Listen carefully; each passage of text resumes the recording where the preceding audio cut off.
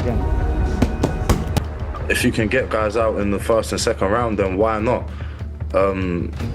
Like, if anyone was to see how I train in camp, like for this fight, I've done 1 6-rounder, 2 6-rounders, sorry, 2 8-rounds, and the rest have been 10. Moses Itauma delivers a brutal warning, tearing into Whyte's sluggish training. Slow footwork, labored punches, nothing that screams danger. You can spot the smirk as he sizes up an opponent he believes he's already levels above, confident that Whyte's camp can't match his sharpness or conditioning. Then he spells it out, I'm going to knock him out in the first or second round.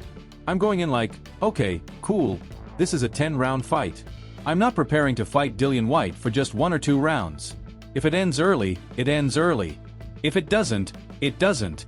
I'm not prepared, like I'm not preparing to fight Dillian Whyte for 1 or 2 rounds. Like, I'm prepared to go for 10 rounds. If it goes that, it goes that. If it doesn't, it doesn't. But like these fights that I'm going into, I'm not going into them thinking I'm gonna knock him out in the first or second round. I'm going in thinking like, okay, cool, this is a 10-round fight. When Moses dropped his crisp, explosive training footage, right after Whyte's slow, heavy session hit the net, fans instantly rallied behind him. Every movement proved he's operating on a completely different level. And now Moses insists, this camp's going smooth. Dillian's just another threat. It's about executing the game plan, as always. 3, 2, 5.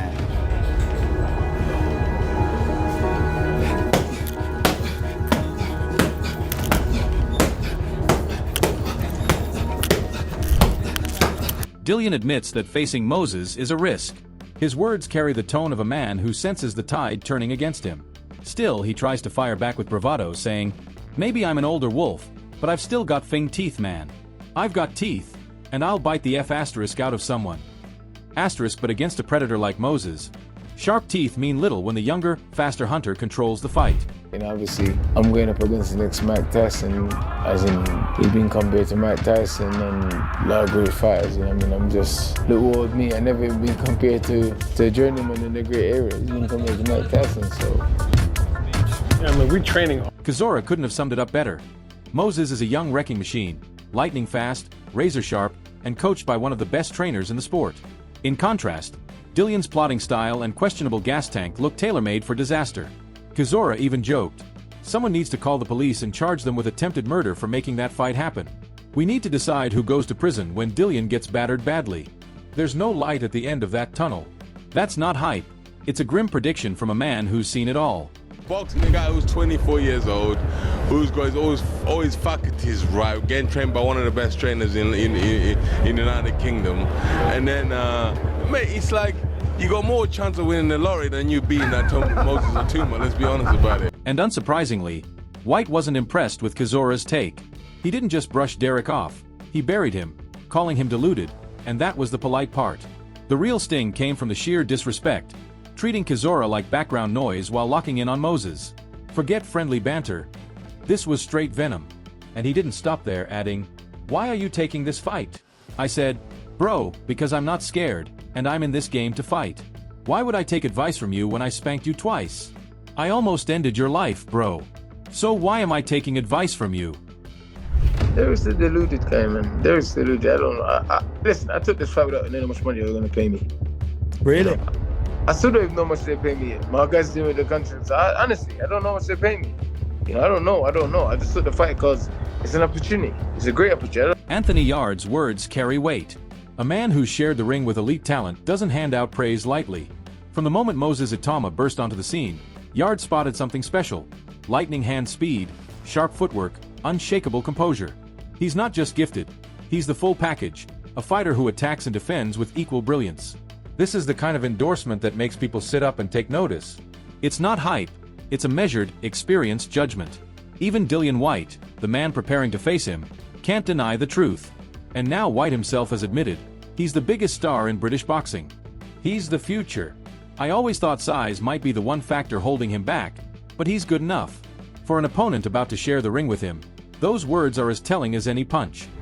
He's got skill set, fast hands, footwork, from what I've seen, he's got a chin. Not that you need to be getting hit with these wild shots, because clearly you've done something wrong. Ben Davison's comments cut right to the heart of the matter. The reason fans talk about a 2 or 3 round finish isn't born from disrespect. It's built on belief. That belief comes from watching Moses dismantle seasoned pros with a blend of speed, precision, and ring IQ far beyond his years. Even Whyte, for all his veteran experience, has never squared up against a heavyweight with such fluidity.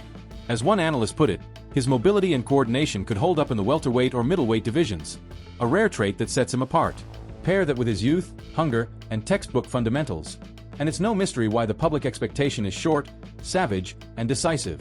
Against Whyte, every round that passes without him landing something huge only tips the fight further in Moses' favor.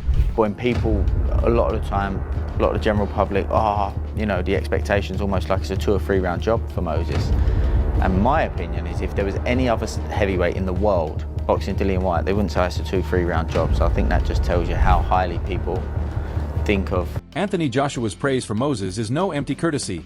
It's coming from a man who's traded punches with him and felt that sharpness firsthand. AJ knows the gap between hype and reality. And here, his respect leans firmly towards Moses. Even in the midst of that respect, Whyte couldn't sidestep the truth. Obviously, for me, it's probably more risky because he's young. He's 20. He can come again. It'll be a lot harder for me to come again.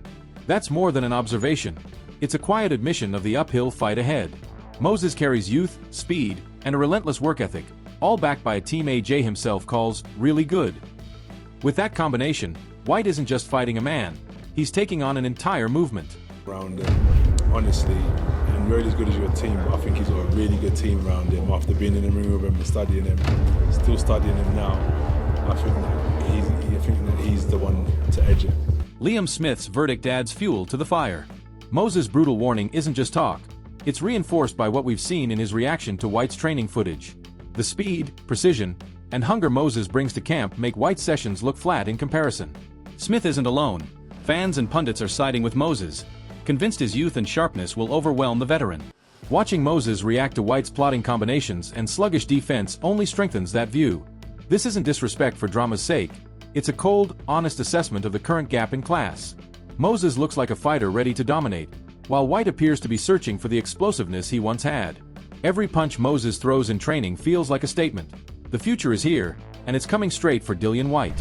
I like Dillian, but I think Moses wins and wins well. I think he's a class act. I think Dillian's best days are probably behind him. And I think he's a special talent, Moses, so I think Moses wins. As the voices of support grow louder, the spotlight on Moses only intensifies. Spencer Oliver captures exactly what makes this matchup so compelling. It's not just another fight, it's the proving ground for Moses Itauma. That brutal warning he delivered after watching Whyte's training footage wasn't empty bravado. It was the conviction of a fighter certain his skills will expose every flaw in Whyte's game. Oliver predicts Moses will win in style, and when you see him in camp, sharp pivots, crisp combinations, and defensive reflexes that make him almost untouchable, it's hard to disagree. Whyte, in contrast, has shown slow, heavy-footed work. His experience is undeniable, but experience alone can't bridge the gap against speed, youth, and hunger. This isn't about whether Moses belongs at the top, it's about how fast he'll get there. Every day in camp, Moses trains like a man ready not just to beat Whyte, but to make a statement to the entire heavyweight division.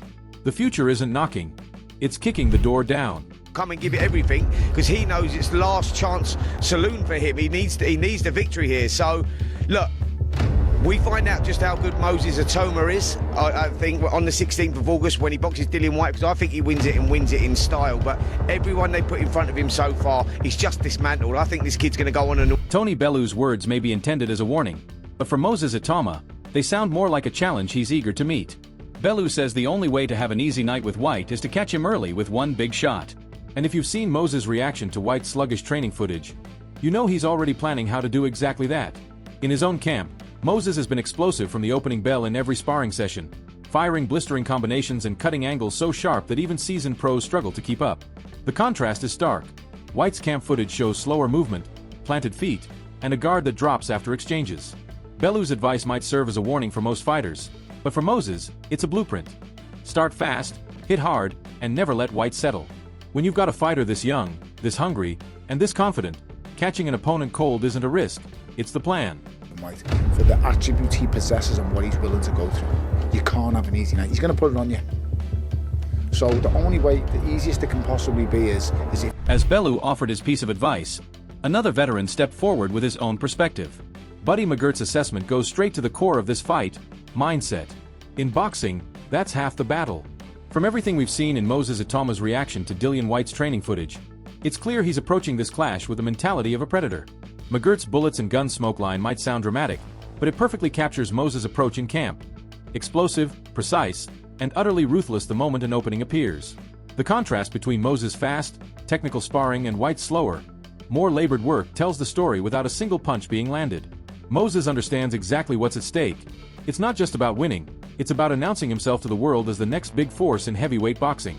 McGirt knows that this mindset, paired with Moses' existing skill set, makes him a nightmare for an opponent showing signs of wear like Whyte. In that scenario, the danger level goes through the roof. Moses isn't just preparing for a fight, he's preparing for a statement knockout that will cement his name at the top of every contender list. Because I think he understands the importance of this fight. I mean, what it means to him in his career.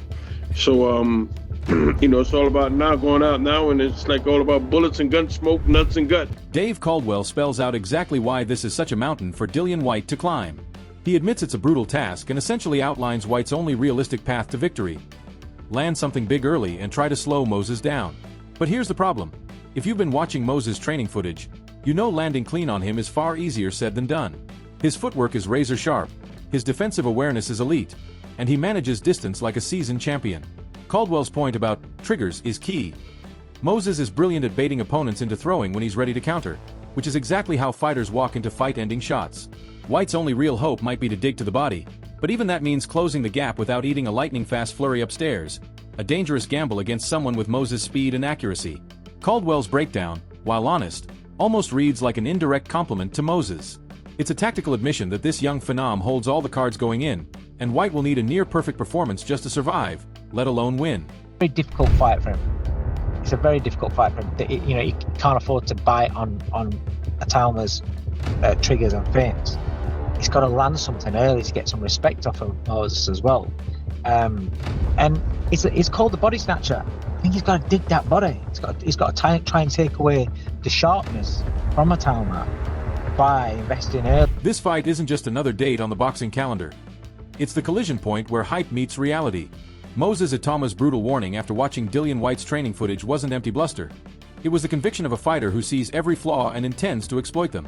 Whyte brings experience, grit, and a name forged in hard wars. But against Moses' youth, speed, and relentless precision, those strengths may not be enough. If Moses wins, he declares himself a true force in the heavyweight division, potentially fast-tracking his path to a world title shot. If Whyte shocks the world, it would be the ultimate statement that he still belongs at the top and can tame the new generation. But right now, the momentum, the form, and the public belief are stacked heavily in Moses' favor.